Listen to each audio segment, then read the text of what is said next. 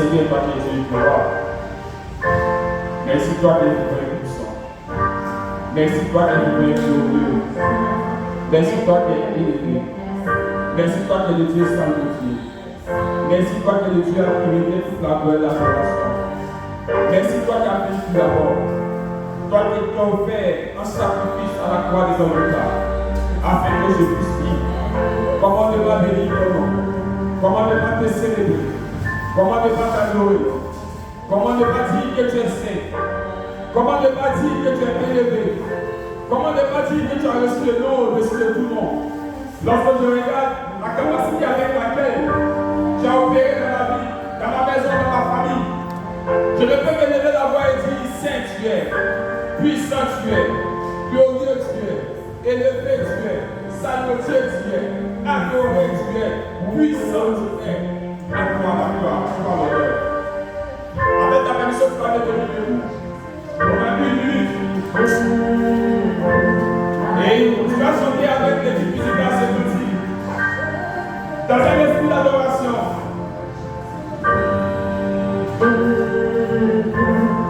Dans un esprit d'adoration.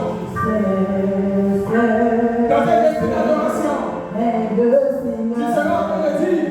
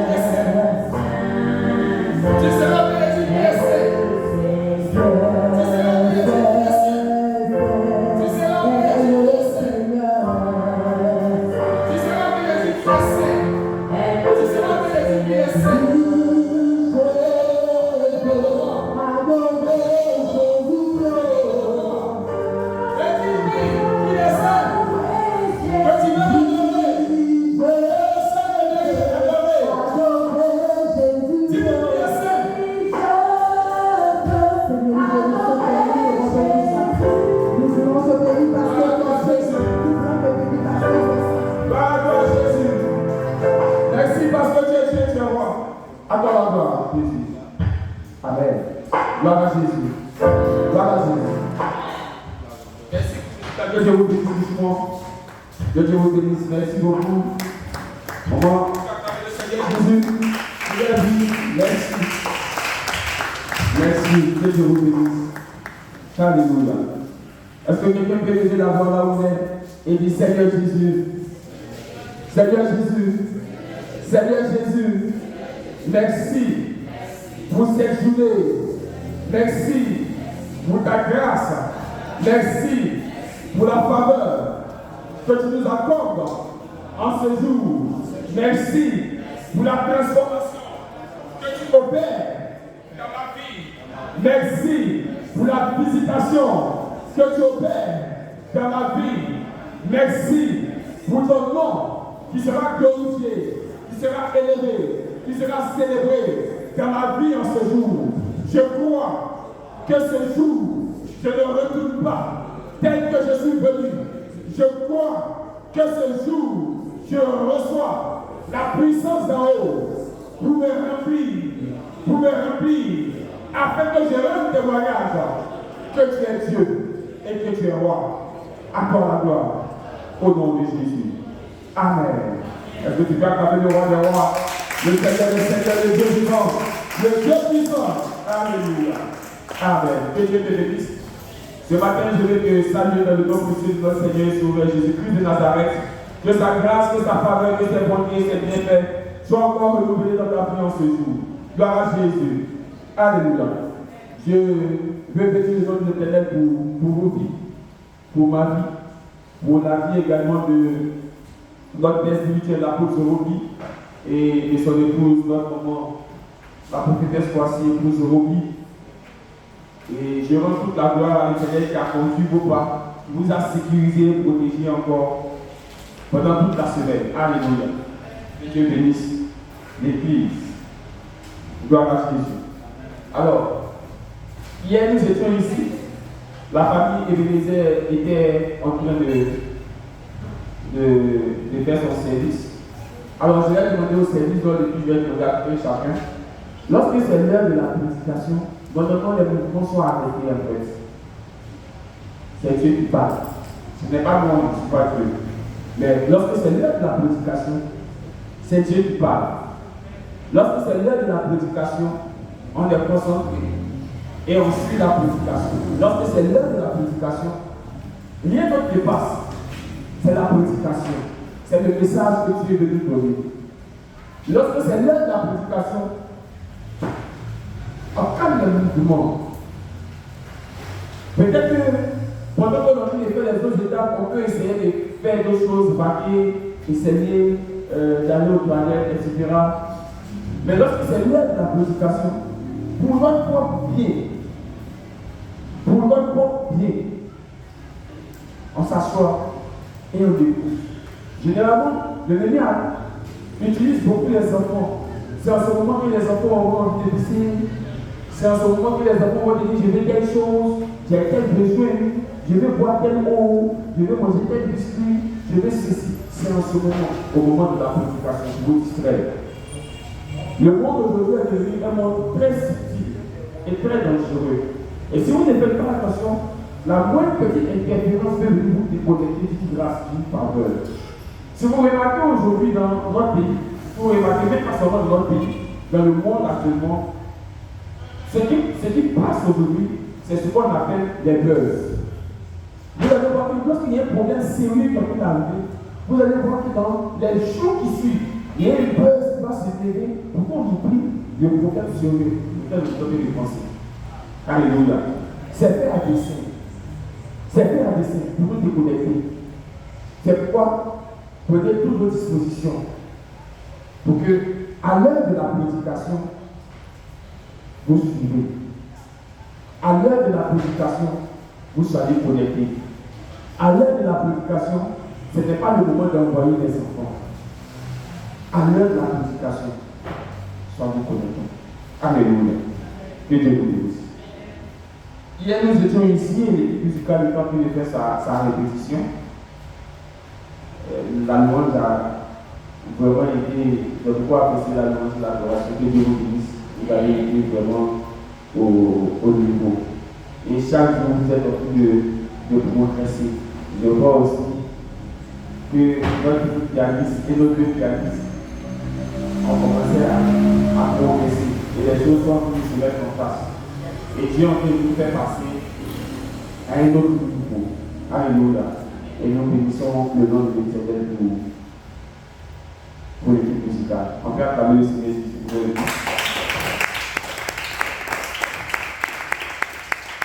Il y a également la famille Ebenezer, comme je le mentionnais lorsque je commençais, était de service. Ils ont bien fait le nettoyage du temps, on rend toute la gloire également à Dieu. Et moi aussi, j'étais ici présent à mon poste. Je crois que je suis ici pratiquement vers 2 heures. Et hier, il y avait une pastorale qui s'est tenue en ligne avec toutes les églises, avec tous les pasteurs des différentes assemblées. De 17h à 22h. La pastorale s'est très bien passée. Vous avez les salutations de notre Père, l'apôtre, vous avez les salutations du président de la pastorale de notre ici. Vous avez les salutations de tous les pasteurs et leurs églises, les différentes assemblées et alléluia. Les décisions ont été prises, beaucoup de choses. Et nous allons parler tout à l'heure dans les annonces. Mais il fallait que je précise que vous avez été mentionné nommément. C'est-à-dire, oui, en bien. Alléluia. En bien. Votre père et votre père, vous avez été mentionné en bien. Et va que Dieu vous bénisse encore. Et restons sur la dynamique de laquelle nous sommes pour pouvoir atteindre les sommets que l'Éternel a réservés pour nous. Alléluia. Et par la Jésus. Alors, le titre de mon message d'aujourd'hui est celui-ci. Consacre Consacre-toi et enfante le surnaturel. Consacre-toi et enfante le surnaturel. Je vais donner un autre titre qui pourra être retire-toi et enfante le surnaturel. Alléluia. Consacre-toi et enfante le surnaturel, ou encore retire-toi et enfante le surnaturel. Il sera tiré du livre de 1 Samuel chapitre 1, du verset 1 au verset 10. 1 Samuel chapitre 1, du verset 1 au verset 10. 1 Samuel chapitre 1, du verset 1 au verset 10.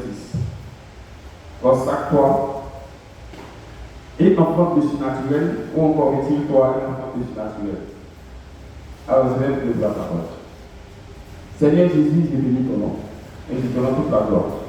Merci pour ta parole. Merci parce que tu effaces ma personne afin que toi tu prennes toute la place. Merci parce que tu viens prendre le contrôle de toutes choses. Tu fermes ma bouche afin que toi ta bouche s'ouvre et nous parle à nous tous. Tu fermes mes yeux afin que toi tes yeux s'ouvrent et voient. Tu lis mes mains afin que toi tes mains, Père, soient en action, touchent, guérissent et accomplissent des choses extraordinaires. Seigneur, la Bible dit là où toi tu es. Aucun esprit contraire ne peut régner ou susciter en cet endroit. C'est pourquoi en ton nom, Jésus, je prends autorité sur tout esprit humain de la sorcellerie. Je prends autorité sur tout esprit de raisonnement. Je prends autorité sur tout esprit de crédulité. Je prends autorité sur tout esprit de distraction. Je prends autorité sur tout esprit de lourdeur. Et je le ramène dans les lieux arides au nom de Jésus-Christ de Nazareth. Je paralyse l'activité du monde des ténèbres maintenant, dans un rayon de 20 km. Et je libère et je soumets toute l'atmosphère au Saint-Esprit. Viens prendre le contrôle, agis, et que toute la gloire pour lui vienne. Au nom de Jésus. Amen. Gloire à Jésus. Alléluia. Nous sommes là. Et je disais tantôt que le titre du message, c'est consacre-toi et enfante le surnaturel. Ou encore, retire-toi et enfante le surnaturel. Vous allez voir que dans le verbe consacré, nous avons un petit mot que nous connaissons, sacré. Lorsque quelque chose est sacré, c'est quelque chose qui ne doit pas être à la portée de tout le monde. C'est quelque chose dont on pense que c'est un caractère sacré. Dans nos villages, des forêts, quand on dit forêt sacrée, ces forêts-là, si tu n'es pas initié, tu ne rentres pas là-bas. Donc lorsqu'on dit quelque chose est sacré, ou bien lorsqu'on dit on est en train de se consacrer, on va dire qu'on est en train de s'initier au surnaturel, s'initier à quelque chose qui est sacré. Alléluia. Et lorsqu'on va s'initier, ça va avec quelque chose. On ne peut pas rester au village, par exemple chez nous à l'ouest. On dit il y a une initiation, on fait une initiation de masques, non? On dit tu ne peux pas rester au village ou bien en ville. Vous dites non, chaque fois on te voit en train de marcher dans le coin, en train de manger partout, et puis tu dis ah oui, c'est une initiation. Non. Comment c'est fait généralement une initiation? On te retire. On te retire de la ville. On te retire du village. Et puis on t'envoie où? Dans le lieu qui est comment? Qui est sacré. On t'envoie dans le lieu qui est sacré. Et c'est là-bas qu'on va te faire asseoir, on va te parler, on va t'enseigner, on va t'initier, on va te présenter les choses. C'est une consécration. La consécration consiste à se retirer pour entrer dans un lieu sacré. Alléluia. Dans un lieu d'initiation. Dans un lieu où nous serons enseignés. Et pendant que je vais parler de cette retraite de consécration, il y a un exemple qui vient dans ma tête et que je vais partager avec vous. C'est l'exemple des oiseaux migrateurs. Les oiseaux migrateurs. Qui connaît l'exemple des oiseaux migrateurs? Qui connaît ces 15 oiseaux migrateurs? Les oiseaux migrateurs, ça veut dire quoi? Oiseaux migrateurs. Qui se déplacent. Donc un migrateur, c'est quelqu'un qui se déplace. Le verbe dérivé de migrateur, c'est migrer. Donc quelqu'un qui migre. Les oiseaux qui migrent. C'est-à-dire qui quittent un point A pour aller à un point occupés. On les appelle les oiseaux migrateurs. Et donc, dans le monde, il y a ce phénomène d'oiseaux qu'on appelle les oiseaux migrateurs, qui quittent un pays, qui quittent un continent et qui voyagent très loin et qui vont dans un autre. Chez nous ici, la Côte d'Ivoire aussi reçoit des oiseaux migrateurs qui viennent par saison. Souvent, vous ne les voyez pas actuellement. Mais il y a une période là, vous allez les voir. C'est des oiseaux. Ils sont petits comme ça. Qui veut prendre les dents? Non, pas possible. Qui a dit mange l'hirondelle. Et c'est l'hirondelle. Il y a plusieurs expressions qui parlent de l'hirondelle. Une hirondelle ne fait pas le printemps. Ça fait chier. Les Européens disent ça. Une hirondelle ne fait pas le printemps. Ce n'est pas spécifique. Ce n'est pas une seule hirondelle. Ce n'est pas parce que tu as vu une seule hirondelle que tu vas dire que nous sommes au printemps. En Europe, il y a 4 saisons. Il y a l'hiver, il y a l'automne, il y a l'été et il y a le printemps. Alléluia. Et donc, à l'hiver, les températures sont extrêmes. Il y a la neige, il y a le gel, c'est compliqué. Souvent même la nourriture, on ne trouve pas parce que les arbres ne produisent plus. Mais, et à l'hiver, les hirondelles quittent. C'est-à-dire, lorsque l'automne arrive et que l'hiver est en train de se faire sortir, les hirondelles quittent l'Europe. Alléluia. Les hirondelles vont abandonner l'Europe pour quitter ce point-là. Et vont commencer à migrer vers des pays qui sont plus chauds. Et généralement, ces types d'hirondelles-là, on les appelle les hirondelles rustiques. Nos hirondelles qui viennent chez nous ici. Les hirondelles rustiques. Et donc, ces hirondelles-là vont migrer vers les pays chauds pendant qu'il y a l'hiver de l'autre côté. Et donc, les hirondelles vont généralement venir en Afrique de l'Ouest ou bien en Afrique centrale. Et elles viennent là. Parce que là, il fait chaud. Alléluia. Mais imaginons, si pendant l'hiver, elles restent en Europe, qu'est-ce qui va se passer? Elles vont mourir. Donc pourquoi les oiseaux vivent par instinct de survie? C'est pour pouvoir vivre. C'est pour ne pas mourir. Qu'il y a certains moments où il faut quitter un endroit pour aller dans un endroit plus sûr. Parce que l'endroit où tu es, à ce moment précis, il ne sera plus sûr pour toi. Donc tu dois effectuer un déplacement, un mouvement pour t'assurer. Mais ce déplacement que les hirondelles vont effectuer, ce n'est pas un déplacement aussi qui est simple. Ce n'est pas un déplacement qui est facile. Parce que c'est des milliers et des milliers de kilomètres que ces oiseaux-là vont parcourir. Avec tous les dangers que cela comporte. Il y aura des dangers climatiques, des températures extrêmes qu'elles vont rencontrer. Il y aura des vents, elles vont voler au-dessus de la mer. Il y aura des tempêtes de mer, elles vont voler au-dessus du désert. Il y aura des tempêtes du désert, elles vont voler dans plusieurs endroits. Elles vont même s'arrêter souvent, faire des escales à certains endroits. Et lorsqu'elles feront ces escales-là, il y a des dangers, il y a des animaux qui peuvent venir les attaquer. Il y a les faucons, les autres oiseaux encore qui voient un groupe d'oiseaux qui mangent des petits oiseaux, des gros oiseaux. Il y a plusieurs dangers auxquels les hirondelles et les oiseaux migrateurs vont faire face. Mais tout ça, ça concourt à leur sujet. Et même, il arrive qu'elles arrivent sur la terre où elles venaient. Et généralement, quand ils arrivent, peut-être sont dans les forêts, sont dans les arbres, et ils arrivent. L'endroit où ils ont l'habitude de rester là, ça a été rasé par les hommes. C'est devenu étage. C'est devenu milieu. Donc, ça où se met. Ça encore, ça peut être un facteur de mort. Souvent aussi, par exemple, si les oiseaux migrateurs passent par le plateau pour venir en Côte d'Ivoire en partant, peut-être dans la forêt de Bézébu, dans la forêt là-bas, c'est un itinéraire. Les oiseaux suivent un itinéraire bien précis. Ils n'ont pas les GPS, les GPS dans leur tête. Ils n'ont pas les cartes, la carte est destinée dans leur tête. Donc, ils suivent l'itinéraire. Donc, en suivant l'itinéraire, ils connaissent l'itinéraire parce que chaque année, à la même période, ils effectuent le même déplacement. Chaque année, à la même période, ils effectuent le même déplacement. Les voilà qu'ils passent ici chaque année à la même période, nous passons ici. Regardez par exemple les oiseaux migrateurs. Je suis avec eux chaque année à la même période parce que je sais que nous prenons.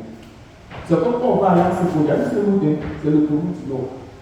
Si on a fait l'autoroute du Nord là, Bon, on va chercher des trucs, je ne sais pas par où on va passer, mais c'est le bruit du Nord. Les oiseaux migrateurs passent là. Chaque année à la même période. Chaque année à la même période. Et puis une année, pendant qu'elles sont en train de passer, il se trouve qu'il y a eu des travaux qui ont été faits par les hommes sur les chemins sur lesquels elles passent. Donc qu'est-ce qui va se passer? Parce qu'ils viennent avec une pièce, c'est comme si tu vas à l'autoroute du Nord. Tu sais que l'autoroute de la voie est dégagée. C'est très que tu peux ouvrir ta voiture. Et puis un jour tu passes là, tu ne sais pas, il y a des travaux qui sont en train d'être faits. Et puis il y a des troncs d'arbres qui ont été mis sur la route. Et puis tu passes, tu te dis je connais la route. Qu'est-ce qui va t'arriver? Tu vas faire un accident. Donc il peut arriver aussi les oiseaux migrateurs. Tout rencontre chez nous des accidents. Ils sont imprévus. Parce que des obstacles ont été posés sur la route. Par exemple, en passant par le plateau aujourd'hui, si les oiseaux qui sont passés l'année passée, mais il y a 2 ans, passent là, cette année, elles vont rencontrer la tour F. Comme obstacle. Et vous allez voir que les oiseaux vont commencer à se cracher sur la tour F. Alléluia. Alléluia. Donc, tous ces dangers, tout simplement parce qu'elles doivent quitter un endroit qui est plus sûr ou un endroit sûr. Un endroit qui est plus favorable ou un endroit favorable. Alors, ces oiseaux-là, on dira que ces oiseaux-là se métient. Ces oiseaux-là migrent. Et cela se fait chaque année, par instinct de suivre. Pour pouvoir vivre chaque année, il y a des choses qui se font. Et si les oiseaux le font, si les animaux le font, oui, les animaux le font. Il ne faut pas seulement les oiseaux migrateurs qui le font, les animaux le font. Il y a des périodes où vous allez voir un déplacement, un mouvement. Peut-être parce que l'environnement à cette saison ne va plus produire la même nourriture. Et ces oiseaux-là se déplacent par espèces. On ne se mélange pas. Les hirondelles ne se mélangent pas avec les canards. Ils ne se mélangent pas avec les cigognes. Ils ne se mélangent pas avec les pélicans. On vole par espèce. Chez nous également les hommes, chaque année, certains peuples se rassemblent, soit dans la fête du monde. Pour tout le monde qui parle, je sais que chez les abeilles, nous chaque fois la fête du monde, ceux qui doivent quitter le monde, tout dans le monde entier, tous ceux qui sont en train de concours se font, nous partons à cette fête-là. Chez les archons, chez les ébryons, nous sommes, il y a fait des générations, chaque année la même période, les choses se font. Chez nos frères les Baoulés, dans le parc qui est là, chaque année à la même période, pour les grands rassemblements, et les gens vont venir. Donc, bien précis, on va se retirer, on va oublier. Mais au-delà de toutes ces choses festives, au-delà de toutes ces choses de retrouvailles, au-delà de toutes ces choses agréables, il faut savoir qu'il y a une alliance. Alléluia. Il y a un renouvellement d'une alliance. À une entité, à un Dieu, à quelqu'un qu'on sait. Il y a un renouvellement. C'est pour ceux qui pratiquent dans la boue des fétichés, qui vont faire des pratiques pour avoir quelque chose, il y a une alliance qui s'établit automatiquement. On lui dit chaque année, à la même période, voici ce que tu dois faire. Chaque année, à la même période, voici ce que tu dois faire. Souvent, on te dit tu peux rester avec qui tu fais. Souvent, on dit chaque année, à la même période, tu dois te déplacer pour venir me trouver là où je suis.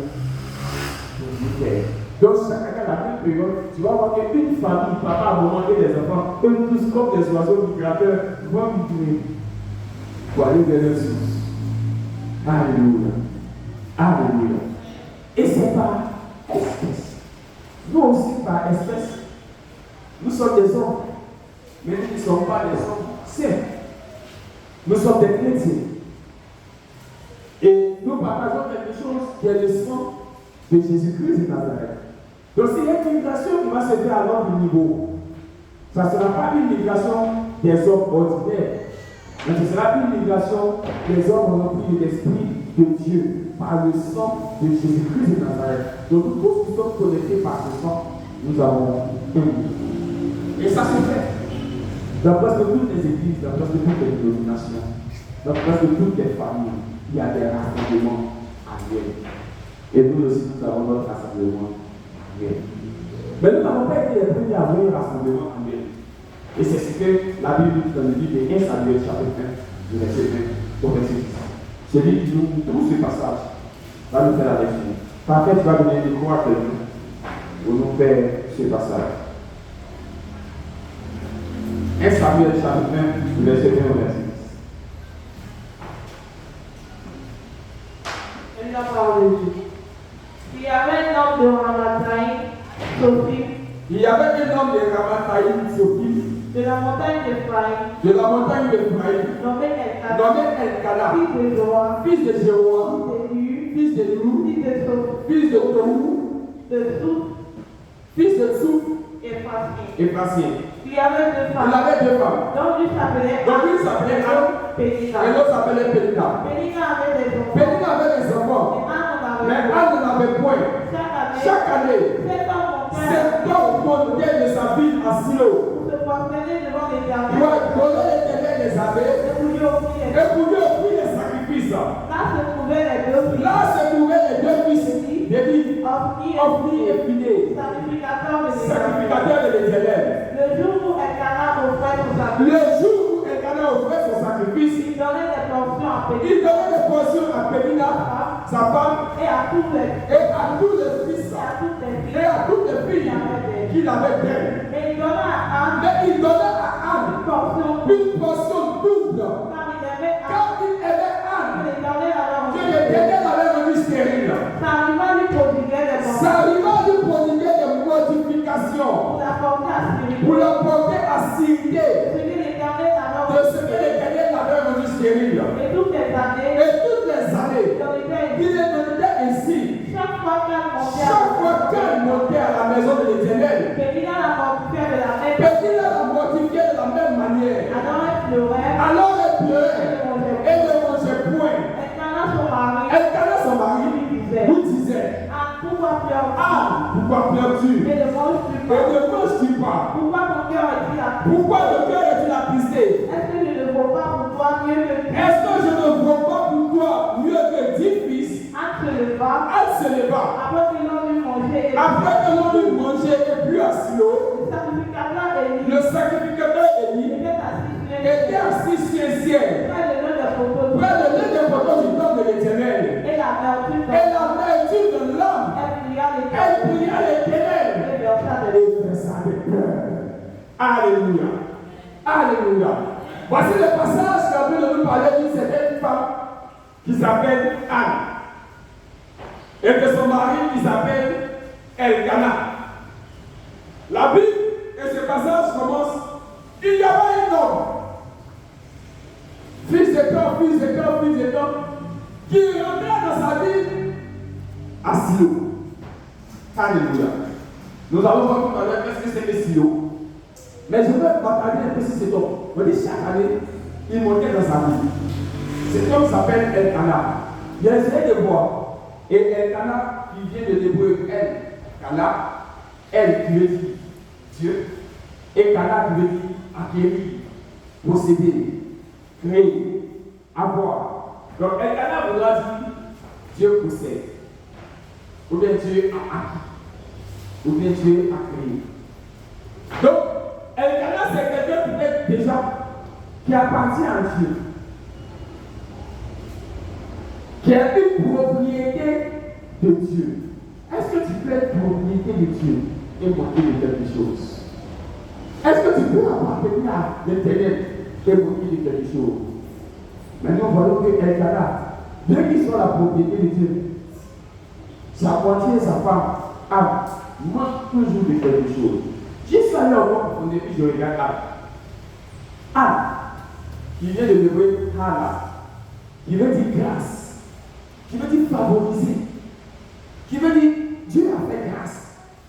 Donc imaginez-vous quelqu'un qui s'appelle grâce et qui n'a pas de grâce. Imaginez-vous quelqu'un qui s'appelle favoriser et qui n'a pas de faveur. Partout il rencontre des obstacles, des difficultés. Pas parce que la personne est mauvaise, pas parce que la personne vit mal. Mais qu'est-ce qui se passe pour que Anne, la favorisée, ne soit pas favorisée? Qu'est-ce qui se passe pour que Anne, c'est la qui Dieu a fait grâce, ne reçoit pas la grâce de la famille? Et la Bible nous dit toujours que Dieu l'a rendu stérile. Alléluia. Alléluia. La Bible nous dit que cette famille-là, chaque année, à la même période, elle montait à Silo. Silo, c'était le lieu où, lorsque le peuple d'Israël est sorti d'Égypte, Dieu a donné des directives à Moïse et lui a demandé de bâtir le tabernacle. Et donc le tabernacle était dans une tente. Ce tabernacle a été déposé dans une ville qu'on appelle Silo. Et c'était juste une tente. Et sinon, on pourra dire que c'est la première capitale spirituelle d'Israël lorsque Israël est sorti d'Égypte. Avant que la capitale spirituelle d'Israël devienne quelle ville? Jérusalem, avec la construction du temple de Salomon. Et là maintenant, le tabernacle sera déplacé. L'arche de l'alliance va sortir du tabernacle pour aller être installé maintenant dans le temple. Et l'Éternel bâti par Salomon. Mais en son temps, avant qu'il y ait un temple, il y avait un tabernacle. Et le tabernacle ne se trouvait pas à Jérusalem. Le tabernacle se trouvait dans une ville appelée Silo. Et il y avait un sacrificateur qui était chargé de recevoir toutes les délégations qui allaient quitter de partout pour venir à Silo. Et à Silo, qu'est-ce qui s'est passé à Silo? Silo était le lieu où on venait adorer. Silo était le lieu où on venait faire des vœux à l'Éternel. Silo était le lieu où on venait faire des offrandes à l'Éternel. Silo était le lieu où on venait faire des sacrifices à l'Éternel. Silo était le lieu où on venait se rassembler pour célébrer des fêtes à l'Éternel. Vous allez voir que la Bible nous dit, lorsque Jésus-Christ entrait à Jérusalem, il venait pour célébrer, il y avait une fête qui s'est passée à Jérusalem. C'était pour venir célébrer une fête. Le jour de la Pentecôte, c'était également une fête qui était venue célébrer. Et il y avait un rassemblement de plusieurs personnes qui venaient à Jérusalem. Et c'était de cette même manière. Avant, ce n'était pas à Jérusalem qu'il fallait se rassembler, mais il fallait se rassembler à Silo. Et c'est là qu'on donne des sacrifices. Donc chaque année, il va y avoir un mouvement migratoire de tout Israël qui va quitter toutes les villes d'Israël pour converger vers un seul endroit qui s'appelle Silo. Alléluia. Et à Silo, Dieu a établi un serviteur, un sacrificateur. Et c'est là-bas qu'on fait les offrandes, les sacrifices annuels. Et qu'on présente à l'Éternel, à Silo. Gloire à Jésus. Gloire à Jésus. Gloire à Jésus. Tout se trouvait à Silo. Et là, l'Éternel se trouvait à Silo. Silo était le lieu où on rencontrait Dieu et nulle part ailleurs. Alléluia. Et cela a été perpétré. Lorsque Silo a été déplacé, l'arche de l'alliance qui se retrouvait à Silo, dans le tabernacle, a été déplacé à Jérusalem. Et c'est pourquoi aujourd'hui, tout le monde se déplace pour aller à Jérusalem. Vous allez voir que nos frères, les musulmans, ils ont également leur Silo, où ils se déplacent chaque année pour aller dans ça. Alléluia. Chaque année, vous allez voir que les animistes, vous savez au moment où ils se déplacent chaque année pour aller à un endroit. Vous allez voir que même les bouddhistes ont des conventions. Les manicales ont des conventions. C'est-à-dire chaque année, il y a un endroit où on va partir rencontrer la divinité que nous servons. Pas qu'il n'est pas avec nous, non, il est avec nous tous les jours. Mais chaque année, c'est comme un mouvement migratoire de renouvellement d'une alliance. Pourquoi? Par instinct de survie. Par instinct de survie. Alléluia.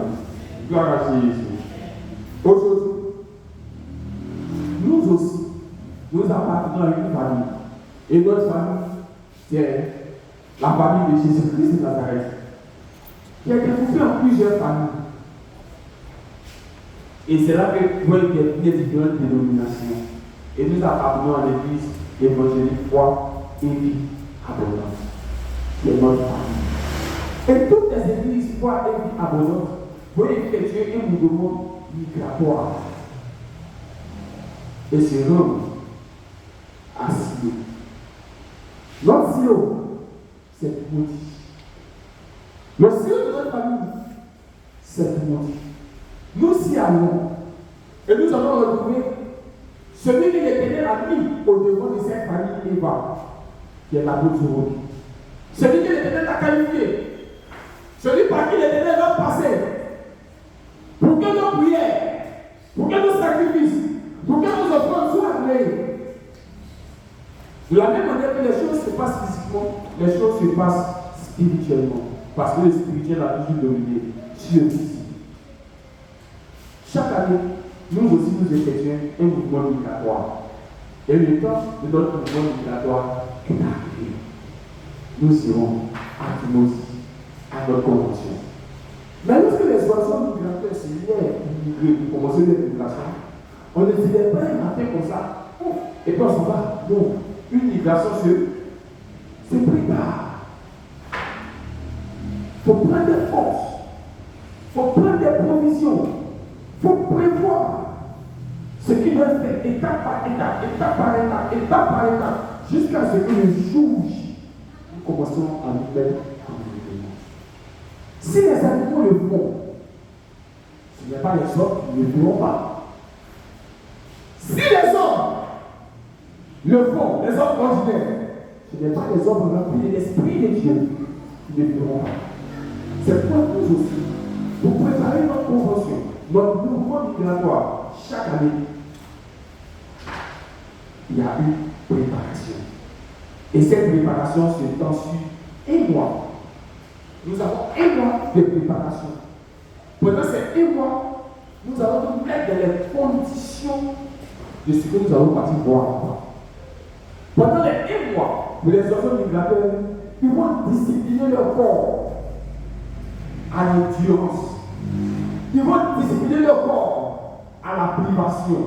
Parce qu'ils ne vont pas manger tous les jours. Parce qu'ils feront même des moments où la nuit, ils sont en train de brûler.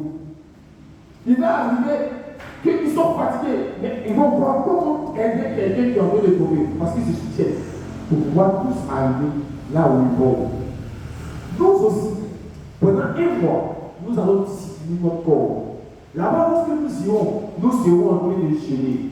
Pendant un mois, nous allons préparer notre corps au gène. Lorsque nous irons, pendant ces 5 jours, nous serons en train de prier des prières agressives, sans sommeil. C'est-à-dire, si tu as trop dormi, on te dit 2 heures, mais 1 heure de temps pour dormir. Et ces 5 jours, nous serons en train de discipliner notre corps. Alors, dès maintenant, nous aussi, nous allons commencer à disposer notre corps dans la prière. Nous allons commencer à disposer notre corps par notre capacité à nous réveiller tôt.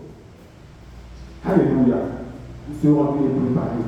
Et cette préparation va se faire tout le mois de juillet. Nous sommes aujourd'hui le 29. Demain, c'est le dernier jour de juin. Dès le mardi 1er juillet, notre discipline commence. Dès le mardi 1er juillet, toutes les églises évangéliques Foi et Vie abondante sur toute l'étendue du territoire national entrent en jeûne. De 6h à 17h. De 6h à 17h. Dès le mardi 1er juillet, toutes les églises évangéliques Foi et Vie abondante rentrent en jeûne. De 6h à 17h. Lundi, mardi, mercredi, jeudi, vendredi, samedi, dimanche, nous jeûnons. De 6h à 17h. Alléluia. Du mardi 1er juillet au dimanche 27 juillet. Du mardi 1er juillet au dimanche 27 juillet, nous avons 27 jours de jeûne. Je vois les gens qui sont pour me dire, ça va souffler. Ah oui, ça va souffler. Mais nous, on est habitués. Nous, on est habitués. Qui est habitué? Mon père, papa Témélé, la fait aussi déjà l'année passée. Ange, tu es habitué? Ça va chauffer. Dieu va faire grâce. Aussi, tu es habitué? Tu n'es pas habitué encore. D'accord. Alors, et tout va dépendre de ce qu'on cherche.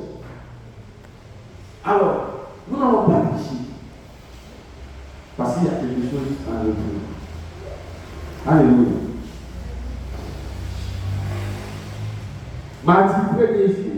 après demain. Au dimanche 27 juillet, de 6h à 17h. Jeûne national, collectif, sur toute l'étendue du territoire. Cette année, samedi, dimanche 27 jours. Gloire à Jésus. On dit Amen. Gloire à Jésus. On dit Amen avec une gloire à Jésus. On va te protège de Jésus. Gloire à Jésus. Après, tu as une gloire à Jésus. Après, tu es content de faire 27 jours. Alléluia. Donc nous aussi, nous allons préparer dans la discipline, là où nous allons. L'objectif c'est quoi? Lorsque nous sommes là-bas, les corps sont fatigués. Mais si tu as déjà appris à discipliner et à traiter ton corps différemment, lorsque tu seras là-bas, tu ne pourras pas la fatigue. Deuxième aspect de la discipline, après le jeûne, l'autre aspect de la discipline, c'est le temps de prière. Parce que le jeûne est accompagné de prière. Et lorsque le temps de la consécration collective arrive, c'est-à-dire dans le mois de juillet, avant de partir à la convention arrive, toutes les activités des églises s'arrêtent. Tous les autres programmes de toutes les églises s'arrêtent. Jeudi miracle s'arrête. 1 heure à méditer s'arrête. Alléluia. Et ces programmes sont automatiquement remplacés par des programmes qui commencent du lundi au vendredi. C'est-à-dire des lundis, il y a culte. Mardi, il y a programme. Mercredi, il y a programme. Jeudi, il y a programme. Vendredi, il y a programme à l'église. Lundi, de 12h à 13h, nous sommes à l'église. Pendant les 17 jours, où on a jeûne. De 12h à 13h, nous sommes à l'église. Mardi, de 12h à 13h, nous sommes à l'église jusqu'au vendredi. Les soirs, lundi, de 19h à 20h, nous sommes à l'église. Les midis, ce sont des intercessions. Nous allons prier pour le programme. Nous allons prier là où on va, que Dieu dispose des finances, que Dieu nous donne des moyens, que Dieu protège les délégations, que les esprits d'accident soient neutralisés. Nous prions pour que l'homme de Dieu soit utilisé, tous les orateurs que l'Éternel utilise, que les miracles se produisent, que ce pourquoi nous allons que l'Éternel s'exauce, c'est ce que nous faisons les après-midi, de midi à 13h. Et les soirs, ça sera des cultes avec des prédicateurs, avec des orateurs, des gens qui vont prêcher. Et les soirs, généralement, moi, je n'interviens pas. Pendant tous ces programmes-là, moi, je n'interviens pas. Il y aura des nouveaux dirigeants et il y aura des nouveaux orateurs. Moi, je n'interviens pas.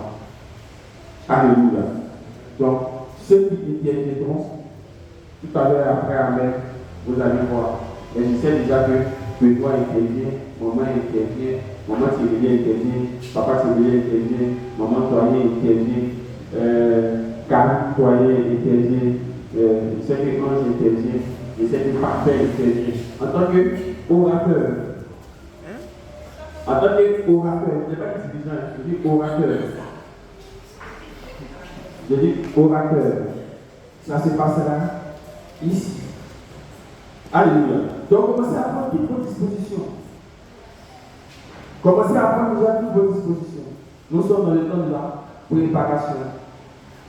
Et les dirigeants, les mêmes personnes pourraient également diriger. Et nous allons faire encore une autre vague encore de dirigeants. Alléluia. La sœur Kwasi, Madame Kwasi, pourra par exemple diriger. Monsieur Kwasi aussi, si tu l'as vu. Bon, maman Regina aussi pourra diriger. Qui le sait? Alléluia. Gloire à Jésus. Donc nous irons donc avec un capital spirituel qui est Timothy. Et ce capital spirituel, avant d'y aller, nous allons nous préparer dans le jeûne, dans la prière. Mais cette année, en plus de midi et des soirs où nous devons être à l'église, un autre programme a été ajouté. Vous le ferez chez vous à la maison. C'est un programme d'intercession chez vous en famille. vous, vos enfants, vous, votre famille, vous allez intercéder les matins. Ou bien les soirs. Ça dépend de vous. Dans les soirs, nous sommes ici. Soit peut-être c'est à 22h, soit c'est à 6h, soit c'est à 7h, ça dépend de vous. Il y aura des cultes en famille, des programmes d'intercession en faveur du programme de la convention. Alléluia. Alléluia. Qui voit déjà ce qui va se passer là-bas? Qui voit déjà ce qui va se passer? Gloire à Jésus. Gloire à Jésus. Alors, lorsque nous devons partir, et si nous avons préparé ces choses déjà comme ça, je vous assure que nous ferons un très bon moment et une bonne convention. Mais ce n'est pas parce que tu vas à la convention, ce n'est pas parce que tu as gelé ici, que tu es parti à la convention, que forcément tu trouves totalement l'exaucement de tes prières. Parce que la Bible nous dit que chaque année, Anne partait, mais elle venait frustrée. Chaque année, Anne partait, et elle venait frustrée. Chaque année, Anne partait demandée, et elle venait, elle n'obtenait pas. Et l'année qui suivait, elle partait, et puis elle venait, et elle ne trouvait pas. Et l'année encore, elle partait, et elle venait, et elle ne trouvait pas. Mais elle ne s'est jamais donnée. C'est quand tu as quelqu'un qui a l'habitude de passer à la promotion, qui juste là n'a pas encore trouvé une solution à son problème, ne sois pas découragé. Mais fais comme Anne. Ne sois pas découragé. Mais fais comme Anne. Anne ici était un modèle de persévérance.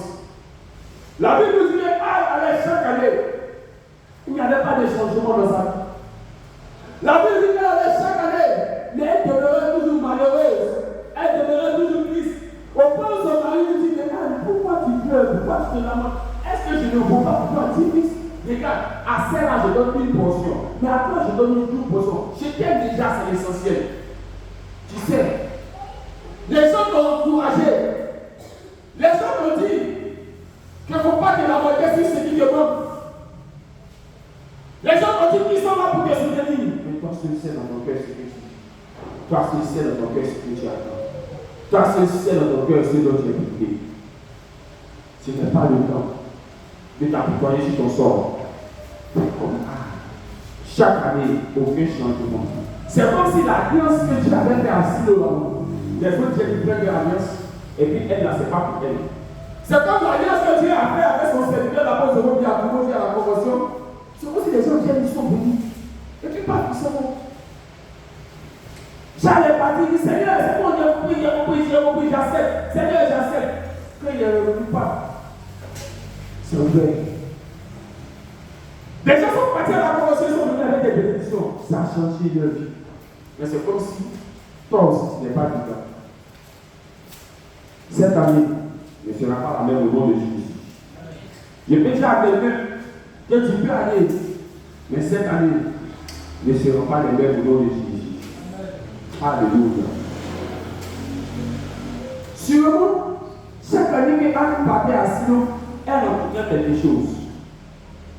Parce qu'on dit chaque année qu'elle partait, Pénina était toujours à côté d'elle. Elle dit au chapitre, au verset 6, ça arriva à lui prodiguer des mortifications pour la porter à s'irriter. Je vois deux mots, mortification et puis s'irriter. Mortifier, c'est-à-dire l'arrivée de Pénina mortifie Anne pour qu'Anne s'irrite. Pour qu'elle se mette en colère, pour qu'elle change d'objectif, pour que l'état d'esprit avec lequel Anne est arrivée, que cet état change. Lorsque tu iras à la convention, je ne sais pas qui est ta rival. Ta rival, ça peut être un jaloux. Ta rival, ça peut être même quelqu'un qui est à côté de toi. Ta rival, ça peut être même un frère. Ta rival, ça peut être quelqu'un qui t'attend à aujourd'hui. Ta rival, ça peut être quelqu'un d'une autre église de Eva. Ta rival, ça peut être même ton pasteur. Ta rival, ça peut être même le pasteur de là-bas. Mais il ne faut pas que quelqu'un va faire en sorte que ton cœur change. Il ne faut pas que quelqu'un fasse en sorte que tu t'irrites. Parce que lorsque tu vas t'irriter, que ton cœur va changer, la Bible dit que tu t'irrites contre l'Éternel. Si tu es fâché contre moi, pourquoi tu veux que je te donne ce que tu es venu chercher? Disposition pratique. Que ton cœur ne change pas. que l'état avec lequel tu iras te présenter à la convention soit pur et qui ne change pas. Ne laisse personne, ne laisse aucune chose de irriter cet état. Pendant les conventions, on voit les gens en train d'éviter la nourriture. On voit des gens insulter même les gens, manquer de respect aux gens. Souvent, c'est les jeunes qui font ça. Souvent, aussi, il y a des femmes qui font ça. Souvent, il y a des hommes qui le font. Peut-être que le service d'organisation peut vous brusquer, vous moquer. Gardez votre cœur pur. Ne le laissez pas s'irriter. Ne le laissez pas s'irriter. Parce que vous savez ce pourquoi vous allez à la convention. Anne, chaque année suivante, elle a dû laisser son cœur. Quand Pénine a fait en sorte que Anne se fâche, Anne arrive à se fâcher. Et chaque année, c'est la même chose. Mais cette année, Anne n'a mis de côté les mortifications de Pénina. Lorsqu'il est venu mortifier, il s'est parti chercher. Mortifier veut dire faire souffrir moralement ou physiquement. Mortifier veut dire humilier. Mortifier veut dire faire de la peine à quelqu'un. C'est-à-dire, il y a quelqu'un qui vient là pour te faire souffrir. Ne faites pas attention à lui. Mais ce n'est pas forcément une personne. Ça peut être un état, ça peut être une chose. À la convention, nous allons pas être mortifiés. Parce que notre corps sera mortifié. Notre corps va souffrir. Parce qu'on va les priver de manger. Parce qu'on va les priver de sommeil. Parce qu'on va les priver de force. On va se lever pour aller marcher du lieu de l'emploi jusqu'au temps pour venir prier. Prière d'éther, prière intense. Tu es fatigué. Quand tu vas, dès que tu mets ton oreille, on dit prie bien l'heure, lève-toi, retournez, on retourne, on prie. Dès que tu viens encore, et tout ça, tu es en jeûne. Pendant ces 3 jours, 4 jours, Regina, c'est pas facile. Hein? C'est pas facile. Oui, tu seras mortifié. Mais cette fois-ci, ce ne sera pas une Pénina qui sera en train de te mortifier. Mais ce sera un système qui sera mis en place pour te mortifier. Pour mortifier ton corps. Pour mortifier ta chair. Et même pour mortifier ton mental et ton esprit. On pourra même te manquer. Mais sois focus. Tu sais pourquoi c'est là. Anne, cette année-là, Anne est restée focus. Et quand si on me suit, je sais pourquoi je suis là. Nous tous, nous avons la convention, nous savons pourquoi nous sommes. Chacun sait pourquoi il va venir les parties. Chacun sait ce qu'il attend. Chacun sait ce qu'il attend. Chacun sait ce qu'il attend. Quand tu es ici, ce n'est pas arrivé sur place. Quand on va te dire qu'est-ce que tu veux, et puis tu vas faire ça. Quand tu dis ça, tu sais ce qu'il y a dans ton cœur. C'est pas. Par contre, quand tu dis ça, tu sais ce qu'il y a dans ton cœur. Tu sais ce qu'il y a dans ton cœur. Nous tous, nous savons ce que nous apportons. Il y a des gens qui ont posé déjà des actions. Ils attendent peut-être le résultat. En partant. Seigneur, je me fais, mais j'ai posé une action ici. Fais en sorte que le résultat, quand je reviens, quand je reviens, ce résultat soit en ma faveur. Alléluia. Après de être mortifié. Parce qu'à la convention, tu vas trouver la mortification. Assis où il y avait la mortification, à la convention, tu trouveras la mortification. À la convention, tu trouveras les moqueries. Les gens se moqueront de toi. Tu ne sais pas chanter. C'est votre groupe musical qui est là. C'est ça la mise à côté chante. Tu n'es pas chanté. Bon, quand je t'en prie, vous avez chanté, vous n'avez pas de chanter, asseyez-vous. Je laisse bien toute situation changer la disposition de ton cœur. Ne laisse aucune situation changer la disposition de ton cœur. Ne laisse aucune situation changer la disposition de ton cœur. Ne laisse pas les moqueurs changer la disposition de ton cœur. Ne laisse pas les moqueurs changer la disposition de ton cœur. Tu sais comment tu vas. Et tu sais pourquoi tu vas. Pénina se moquait d'Anne. Parce qu'elle avait quelque chose que Anne n'avait pas. Quelqu'un peut avoir de se moquer de toi. Parce qu'il y a quelque chose que toi tu n'as pas.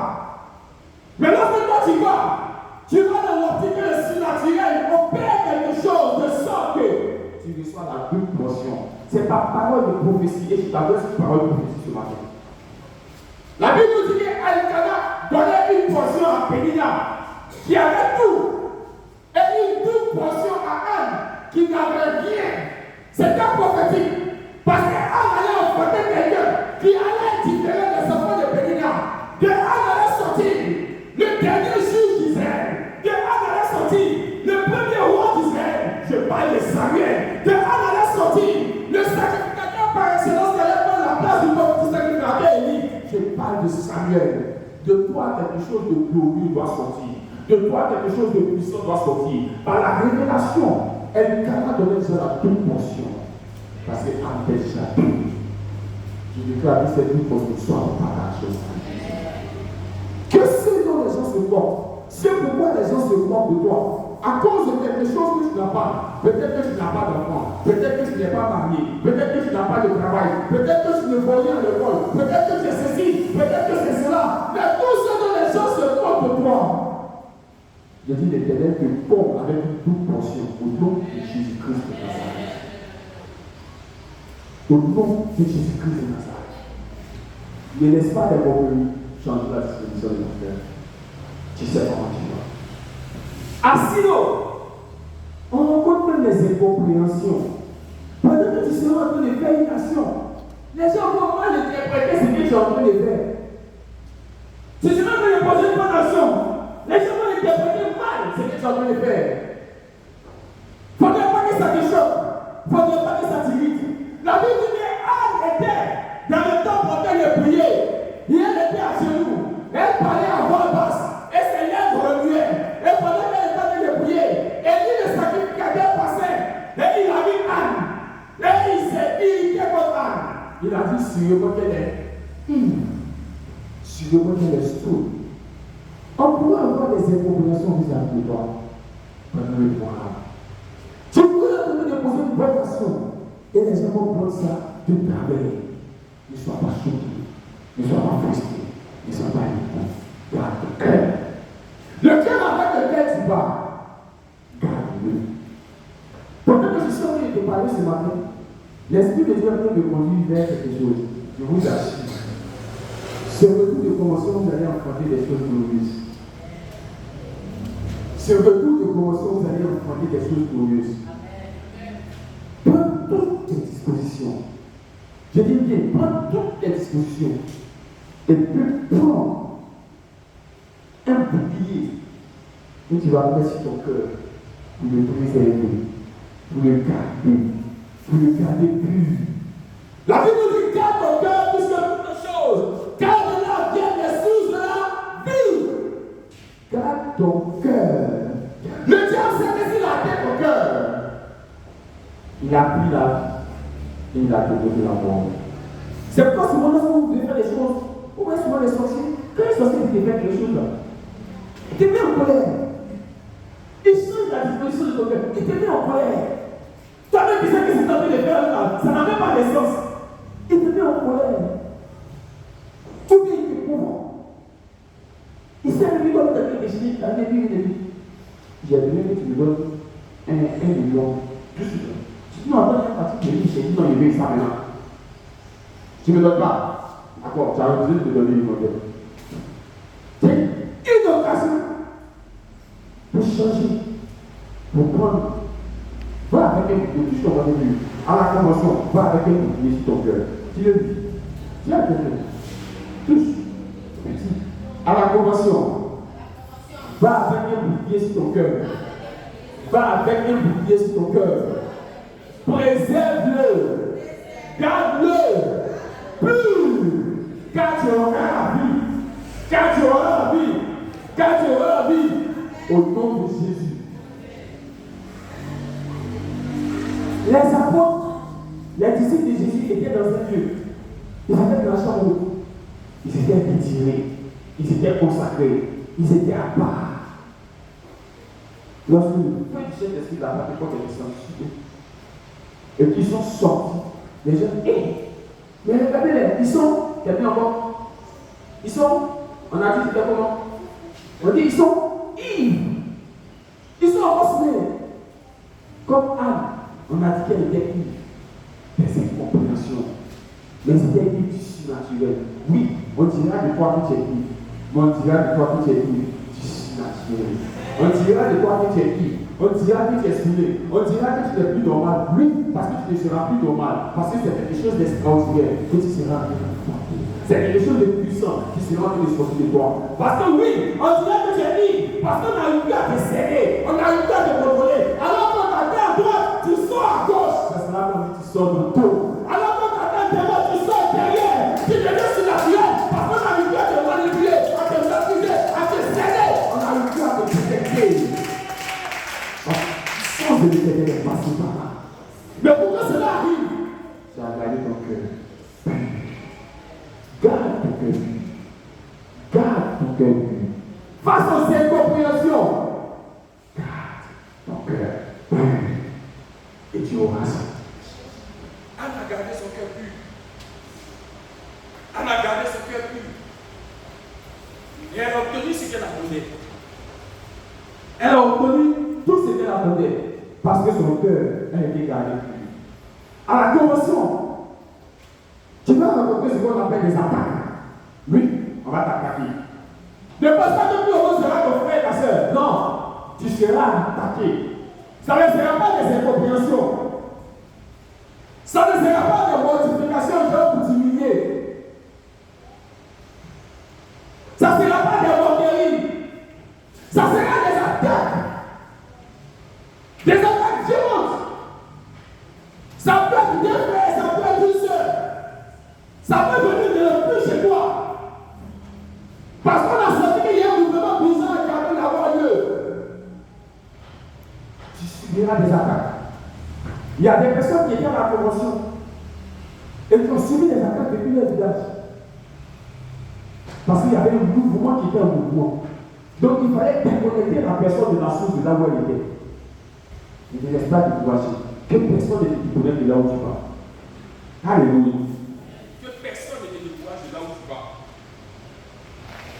Que personne ne te décourage de là où tu vas. Que personne ne te décourage de là où tu vas. Quelles que soient les attaques. Ça peut être des attaques de sorcellerie. Ça peut être une sorcellerie. Des hommes peuvent se lever contre toi. Tu peux même être agressé. Il y a une convention où des gens, on leur a dit d'aller se coucher. Mais comme le diable aussi est méchant, le diable les a poussés à sortir la nuit. Au moment où ils devaient se reposer, le diable les a poussés à sortir. Non, qu'est-ce qu'ils ont préparé aujourd'hui là? Vous n'êtes pas rassasiés. Allez-y un peu. Pourtant, il y avait un. Qu'est-ce qu'ils sont sortis dans les arabes? C'est pas comme vous faites, nous, on les arabes. Comment? Oui, vous avez entendu?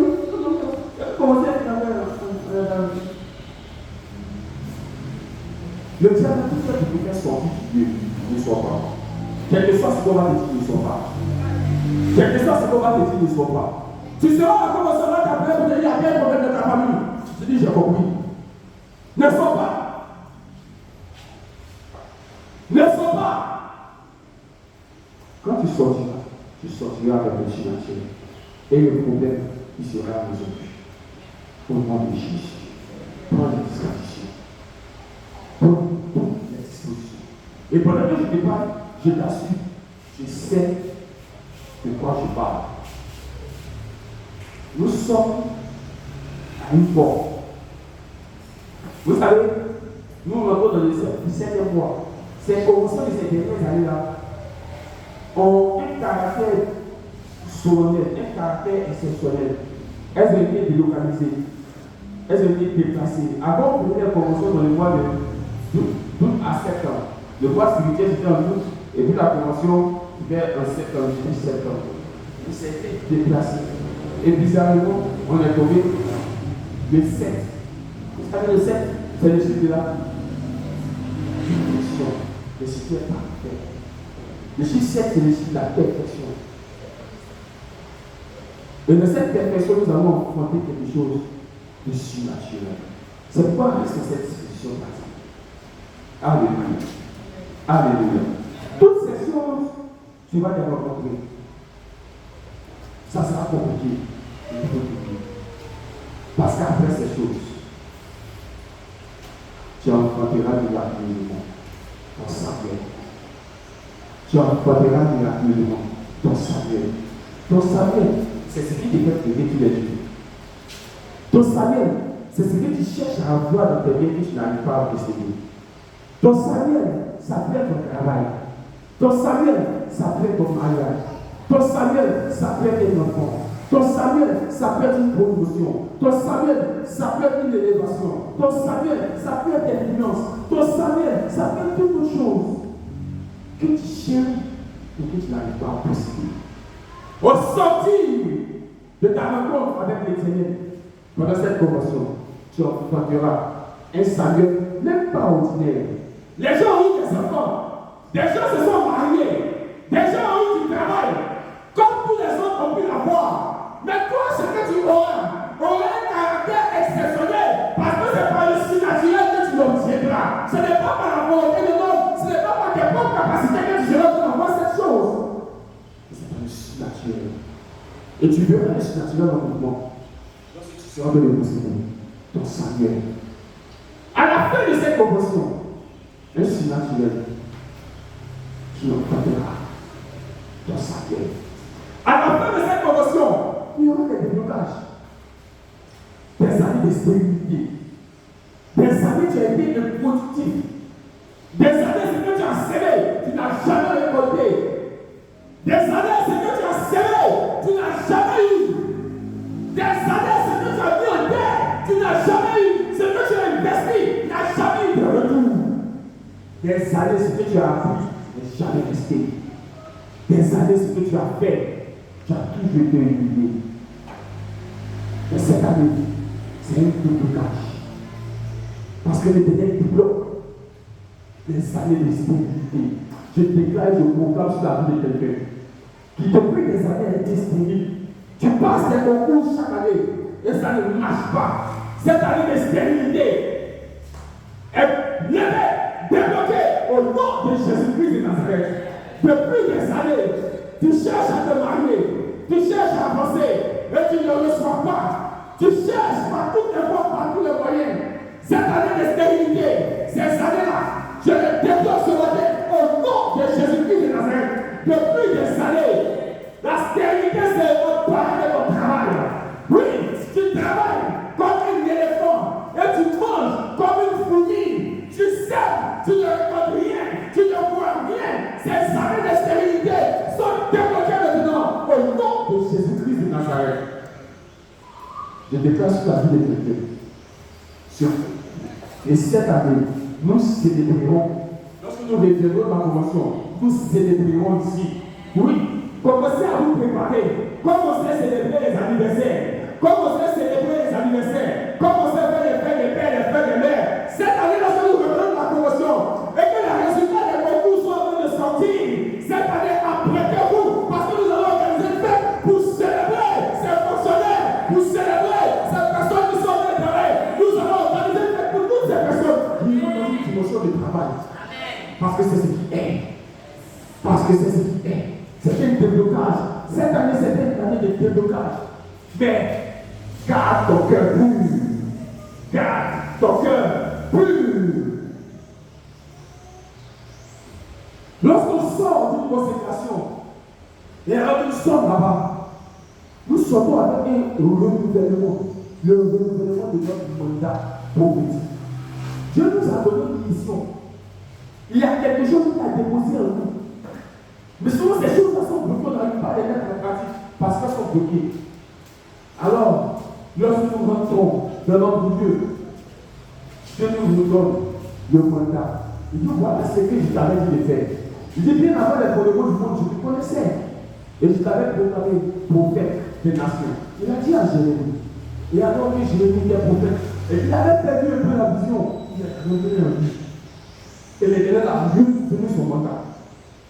Comme il a renouvelé le mandat de lui. Alors qu'il a fait des choses extraordinaires. De quoi je savais, il a fui. Il s'est mis dans une grotte. Et pendant qu'il s'est caché, il a cherché la face de Dieu. Dieu lui a donné un nouveau départ. Pose ta question. Pose ceci. Fais ceci. Va pour Jésus. Va pour Élisée. Fais ceci. Fais cela. Pour que Dieu continue. L'œuvre que l'Éternel a déposée entre tes mains ne s'arrêtera pas à toi. Continuera de génération en génération. Les bienfaits que l'Éternel a décidé de faire au travers de ta vie ne s'arrêteront pas à toi, mais continueront de génération en génération. Parce que si 1000 générations, l'Éternel bénit ta postérité, l'Éternel bénit tes enfants, l'Éternel bénit tes entrailles, rien ne s'arrête à toi, parce que l'Éternel a un mandat divin. Quand l'Éternel donne un mandat divin, ce n'est pas pour une seule personne, c'est pour une génération. Lorsqu'il a donné le mandat à Abraham, cela s'est appliqué à Isaac, cela s'est appliqué à Jacob, cela s'est appliqué à Judas, cela s'est appliqué à Lévi, cela s'est appliqué de génération en génération. Ça ne s'arrêtera pas à toi, mais ça continuera. Au nom de Jésus-Christ de Nazareth. Lorsque nous avançons et lorsque nous sortirons de ce moment, comme Moïse, notre visage sera glorieux. La Bible dit que Moïse est monté pendant 40 jours sur la montagne de Sinaï. Et lorsqu'il est descendu, le peuple lui a dit, cache-nous ton visage, on ne peut pas te regarder. De cette manière, tu déclares que ce programme. Lorsque tu reviens de la promotion, tous les obstacles qui s'éteignaient dans ta maison, tous les obstacles qui s'éteignaient sur ton lieu de travail, tous les obstacles qui s'éteignaient dans ta vie, tous les obstacles qui s'éteignaient sur ton chemin, lorsque tu reviens et tu ressors de ce moment, aucun de tes ennemis ne pourra me regarder de face. Aucun de tes ennemis ne pourra soutenir ton regard. Aucun de tes ennemis ne pourra supporter ta face. Aucun de ceux qui veulent du mal à ta vie ne pourront te regarder. Parce que de ton visage sort la gloire de l'Éternel. Ton visage est glorieux. Comme celui de Moïse. Aucune des personnes qui étaient en face ne pouvait regarder Moïse. Parce qu'il n'avait plus le même visage. Lorsque tu sors, la face de l'Éternel est imposée sur toi, sur ton visage. Prends ta faveur. Partout tu arrives, au nom de Jésus. La dernière étape, lorsque tu sors de ce moment, comme Moïse, Dieu te donne le cadre de la loi. Dieu te donne des orientations. Dieu te dit, voilà ce que tu dois faire. Voilà ce que tu dois faire. Voilà où tu dois mettre ton pied. Voilà où tu dois pas mettre ton pied. Voilà où tu dois entrer. Voilà où tu dois prendre. Dieu te donne des orientations. Je parle et je déclare sur la vie de l'Église. Alors que nous serons à la convention, que l'Éternel nous donne des orientations claires concernant ta vie. Que l'Éternel nous donne des orientations claires concernant ta vie. Où est-ce que tu dois postuler? Qu'est-ce que tu dois faire? Qu'est-ce que tu dois prendre au sérieux? Qu'est-ce que tu dois laisser? Qu'est-ce que tu dois mettre à part? Où tu dois avancer? L'Éternel nous donne des orientations claires. Alors que nous sommes, tu vas devenir une voie de ta permission. Et tu vas devenir une lumière. Le surnaturel vient également après la convention, après la consécration. Après la consécration, nous expérimentons une vie de miracles, les guérisons, les prodiges, les percées financières. Toutes choses se mettent en place. Tu vas lever ta main et tu vas répéter après moi. Mon Père, je bénis ton nom. De ce que ce matin, tu m'ouvres les yeux sur l'importance de ce mouvement migratoire de toutes les églises, foi et vie abondante, de notre capitale spirituelle, de tout motif. Merci Seigneur, parce que tu qualifies, tu utilises puissamment ton serviteur et tous les serviteurs que tu auras mis à ses côtés pour nous bénir pendant ce programme. Je déclare que je ne sors pas de ce programme tel que je serai entré. Je déclare que la transformation, la grâce, la faveur s'attache à moi pendant ce programme. Je déclare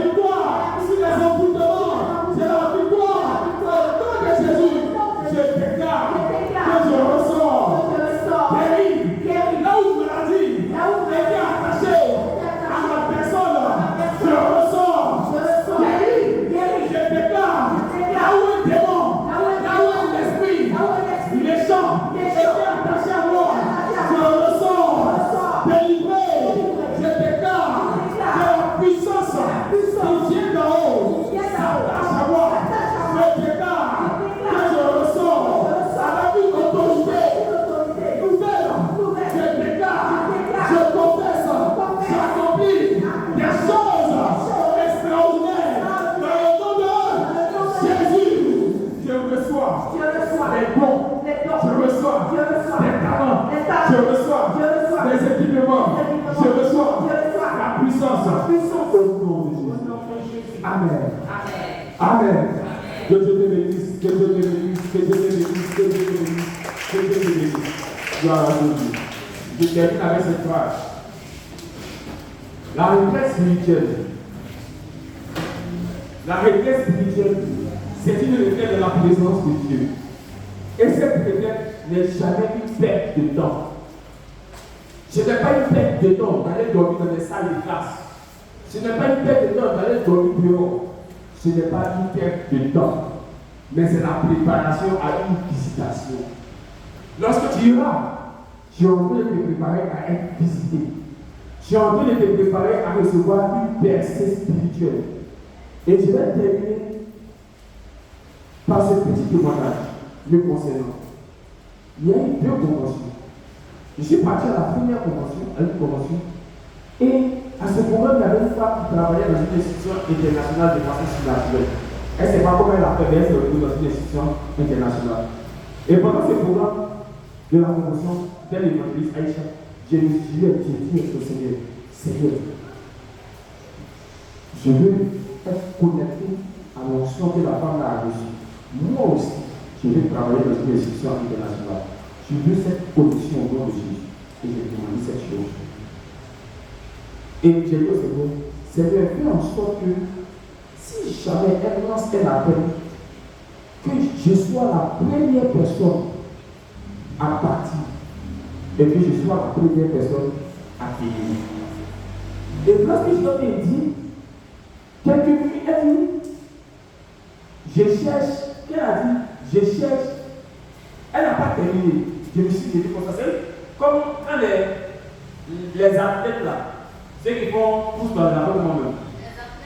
Mais les athlètes, les coureurs, athlétisme, oui, donc c'est les athlètes. Donc les athlètes là, lorsqu'ils sont sur le truc qui est concerté, on est le truc concerté, chez chaque joueur, on appelle ça les starting block. Il y a le bloc du départ, starting block. Donc ils font ça. Donc qu'elle a dit, je cherche. Je suis positionné sur le starting block. Parce qu'il est fait prière. Je suis positionné sur le starting block. Je cherche 20 personnes, elle a dit 20 personnes en même temps. Je ne sais pas comment elle a dit. Elle n'a pas dit ce qu'ils vont faire. Elle n'a pas dit ce qu'elle attend. Je ne sais pas, les 20 personnes, elles vont faire quoi. Mais si elle a venu m'arrêter là, j'attends, il faut parler. C'est la foi avec les forces sauvages. Alléluia. Elle a dit, j'ai 2 personnes qui vont donner, je pense que elle a dit 100 000. Bon, en où je suis arrivé là. Ici, c'est mon côté. Et les pilotes, je suis parti m'asseoir. Quelques temps après, je reçois une notification là. On dit, ils ont fait du vivant. Je suis sorti. Je suis parti dans une boîte. J'ai fait un effet de sang. Et je suis dit, j'ai demandé la voix. Je suis appelé pour se l'appeler. Je dis, c'est la première personne. Je dis, quoi là, donc, ce que j'ai demandé à l'Éternel, je l'ai fait. Ce qui m'a dit que je devais faire, je l'ai fait. J'ai oublié. Je lui ai dit, si elle lance un appel, elle a lancé l'appel. Que je sois la première personne à venir. Que la première personne à venir. Que je sois la première personne à donner. La première personne à donner. Pourquoi? Parce que je voulais connecter pour travailler dans une institution internationale. Alléluia. La convention est finie. Je suis venu à la picture. Il y avait un poste dans une institution internationale qui avait été lancé. J'ai postulé. Et j'ai été venu. Et les gens m'ont demandé, tu as fait quoi? Je dis, est-ce que vous connaissez? Est-ce que vous connaissez? C'était le surnaturel qui fait dans le monde. Et j'ai travaillé dans cette institution pendant 1 an. C'était une institution à Nantes. J'ai travaillé pour cette institution pendant 1 an. Le fait d'avoir travaillé là-bas, ça m'a permis de pouvoir faire des voyages. J'ai été même en Afrique du Sud, c'est là-bas que l'institution avait son siège. J'ai été même en Afrique du Sud, tout ça. Ça s'est passé bien. Et la convention qui a suivi, on est passé à la convention. Et pendant la convention, bon, je travaille dans l'institution déjà. Et pendant le programme de la convention, l'Éternel me dit, je vais te bénir immensément. Je vais te bénir richement. Je vais te bénir. Il t'a béni. Qu'est-ce qu'il va faire? Il dit, l'homme de Dieu qui est venu, c'était l'apôtre Paul Sénus. Il dit, l'homme de Dieu est venu. Chaque fois qu'il va déclarer une parole de bénédiction, je ne sais pas comment tu vas t'arranger, mais va, te pousse dans la parole, là-bas pour vous. Si quelqu'un veut une parole de bénédiction, toi tu fais au fond là, fais fort. C'est la parole que j'ai reçue. Et donc je suis sorti, et il s'est parti faire beaucoup de monnaie. 500, 1000 francs. J'ai fait beaucoup. J'ai appelé ma femme, je l'ai appelé aussi. Qu'est-ce qu'il dit là? C'est que tu veux là. Tu vas et puis tu déposes. Et puis je l'ai appelé de partir. Et pourtant le problème, ce jour-là, parce qu'il y a des bénédictions sur lui, il a dit, papa, tu l'as sauvé. Alléluia. Il déclarait les bénédictions sur moi, il déclarait les bénédictions. Et chaque fois. Et arrivé au moment de mon cri, maintenant il s'en vient me déplacer pour partir. Est-ce qu'on ne pourra pas penser que je suis orgueilleux, je suis beaucoup? C'est peut-être que ceux qui travaillent dans une institution, que les gens viennent me comprendre. Est-ce qu'on ne pourra pas penser que je suis orgueilleux? Et puis, le client me dit, c'est moi qui t'ai posé, c'est pas ça. Pour ça. Et j'ai fait. Pourquoi? J'ai mis chaque fois qu'il dit, je déclare. Je déclare. Je déclare. Comment c'est fait? Quand on a fini le programme de la promotion des venus, quand on est venu, mon cœur était brisé. Et il dit, Seigneur, on a fait la promotion, il a fait ce qu'il dit. Qu'est-ce qu'il y a? Il dit, je dois te voir. Comment? Il dit, je dois te voir personnellement. Et on s'est retiré là-bas. Il dit, je dois te voir encore. Quand il dit, je dois te voir, ça veut dire que tu dois te retirer. Donc il dit, ok, je comprends. C'est comment ça se passe? Il dit, pendant 7 jours, tu vas quitter la maison et tu vas venir ici au bout de temps. Tu vas dormir ici. Et je vais te parler. Et pendant 7 jours, quand je quittais la promotion, j'ai quitté, je me suis retiré encore. Pour un moment, les 7 jours, j'étais à fuir. Je devais le manger, je ne sortais pas, je ne sortais pas. Et j'étais couché là. La journée, c'est là-bas que je mets mon. Où les résidents sont assis, là-bas, je mets mon petit matelas. Là-bas, on m'expliquait. Et puis, parce que quand je suis là-bas, ceux qui sont dehors ne me voient pas. Et la nuit, comme quand on est là-bas, on ne voit pas ici. C'est ici que je mettais mon matelas. Et je me couchais. Il y avait un système pour mettre mon musique sur les chaises. Et il me parle. Il dit, ne sois pas trouvé. Quelque chose va arriver, mais c'est moi qui t'aime. Ne sois pas trouvé. Ne sois pas trouvé. Je t'ai fait une promesse. Je t'ai dit que je t'ai dit au-delà de tes entraînements. C'est moi qui t'ai fait cette promesse. Donc quelque chose va arriver. Ne sois pas trouvé. Voici ce qu'il vient de dire. Et c'est pas le 6e, 7e jour qui m'a dit ça. J'ai fini 14 jours. Donc je sors, cœur rassuré. Je sors, j'arrive à la maison, je reçois un mail. Le directeur de l'institution où je travaille a M. Sidondi chercher à venir nous voir à notre siège à Chelsea. Je dois vous rencontrer pour quelque chose. J'arrive, je dis bon, ok, l'institution qui travaille avec nous, vraiment, ce n'est pas de votre travail, votre travail est très bon. J'ai travaillé, dès le résultat de l'Afrique subsaharienne, je travaillais pour 15 pays. Je gérais quelque chose pour 15 pays. Donc, voilà. Le travail est bon, mais à cause de la guerre en Ukraine, il y a une restriction budgétaire, il y a des départements qui ont dû fermer, donc le projet dans lequel tu es va être fermé pour 3 mois. On a dit ça, d'accord. Et en le regardant, on dit, ça ne t'affecte pas. Bon, ça m'affecte, mais ça va, je suis déjà préparé. Donc il était choqué parce que j'ai compris pourquoi il venait m'avoir envoyé. Et ce qui m'avait préparé à ça, j'ai compris pourquoi il m'a dit c'est ça. Et après, je regarde, Dieu ne peut pas me venir dans un travail. C'est ça aussi souvent, nous les hommes de Dieu. Souvent, Dieu ne partage pas sa gloire avec toi. Tu as toutes les compétences, tu peux faire beaucoup de choses, tu peux travailler dans les coins. Mon CV fait pratiquement 7 pages. Mon CV, ça fait 7 pages. C'est même pas possible, on laisse le professeur à côté. Gestion de projet digital. Parfois, même qu'on n'est pas au travail. Mon CV fait 7 pages. Je peux poster partout. Zéro. Donc, je suis son esclave ici. Je suis là pour travailler pour lui. Et c'est là qu'il va me bénir. Alléluia. Donc, pour dire à quelqu'un que lorsque nous sommes partis à la promotion, chaque fois que j'ai demandé quelque chose à l'Éternel et que j'ai appliqué ce qu'il a dit, je l'ai appliqué. Je l'ai reçu. C'est pourquoi, avec la disposition de ton cœur, je t'assure que ne deviendras pas tel que tu es parti. parce que tu recevras la visitation de l'Éternel et il va te bénir. Que Dieu te bénisse. Que Dieu te bénisse.